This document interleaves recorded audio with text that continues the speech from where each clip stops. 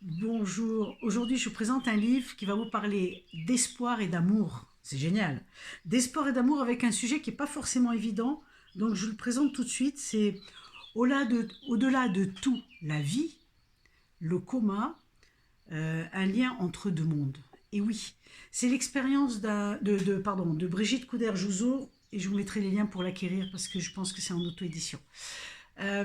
Oui, c'est un livre qui parle d'espoir et d'amour parce qu'on va mettre en l'expérience de cette personne qui est dans le coma, mais en avant la problématique, la façon de faire entre les soignants et les soignés. Voilà. Donc aujourd'hui, on sait que, je pense qu'il y a beaucoup de témoignages qui sont écrits là-dessus. Les gens qui sont dans le coma ont cette capacité d'entendre, de ressentir, etc. Leurs sens sont démultipliés.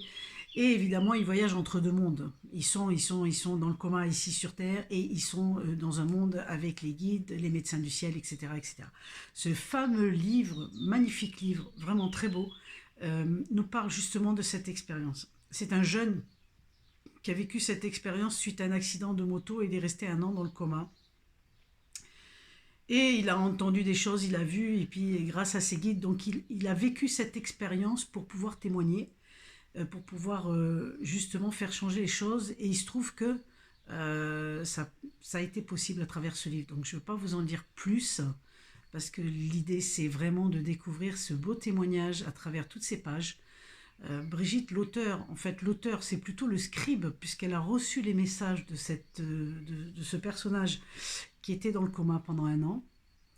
Et donc, il y a demandé de l'aider à témoigner. Et grâce au contact avec ses guides, il a pu donner, à travers ce livre, vous allez retrouver justement ce qu'il a ressenti lui en étant soigné par rapport aux soignants, ce qu'il a vécu des choses difficiles, et puis évidemment comme quoi il y a moyen d'améliorer les choses.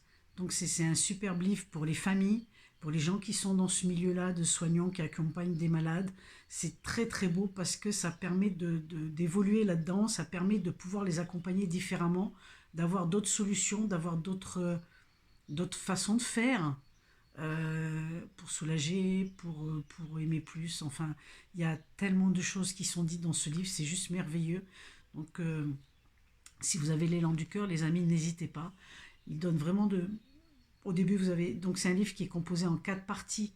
Vous avez le témoignage de ce jeune qui est dans le coma et qu'est-ce qu'il ressent après quand il voyage. Et après, en fait, en dernière partie, vous avez toutes des solutions, je vous dis, qui sont amenées par des prières, par des gestes à faire. C'est des choses qui sont vraiment très très faciles à mettre en place pour les familles et puis pour les personnes qui accompagnent les gens malades. Euh, c'est un merveilleux livre, vraiment. Oui, c'est ça, c'est de l'espoir et c'est beaucoup d'amour. Il y a énormément d'amour dans ce livre. Il y a énormément de compassion. Et c'est un livre qui apporte beaucoup de sérénité, certainement pour les gens qui sont dans cette situation-là, d'avoir quelqu'un de malade ou dans le coma, ou qui est passé dans le coma. Voilà, c'est un livre qui fera changer les choses, je le souhaite. Et si ça pouvait tomber entre les mains des soignants, ça serait vraiment merveilleux. Alors, on va demander à l'univers.